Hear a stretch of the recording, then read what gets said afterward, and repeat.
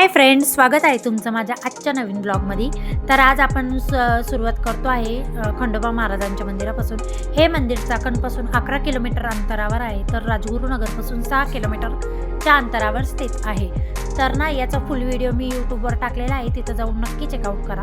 तर ना इथली वाइब्स तुम्ही बघू शकता, खूप सुंदर आहे। वन डे ट्रिपसाठी एकदम बेस्ट ऑप्शन आहे, तर नक्की व्हिजिट करा या मंदिराला, तुम्हाला पण खूप चांगलं वाटेल।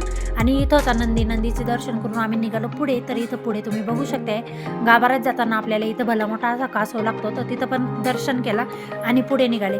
तर इथं आपल्याला गाभाऱ्यात दिसतात खंडोबा देव, आणि खंडोबाच्या देवाच्या शेजारी एका बाजूला माळसा देवी आहे, तर दुसऱ्या बाजूला बानुदेवी आहे। इथं आपल्याला देवाबरोबर दोन्ही देव्या पाहायला भेटतात। आणि इथं तळी भरण्याची आरती होती, ती पण तुमच्याबरोबर शेअर केली। त्यानंतर आम्ही बाहेर आलो।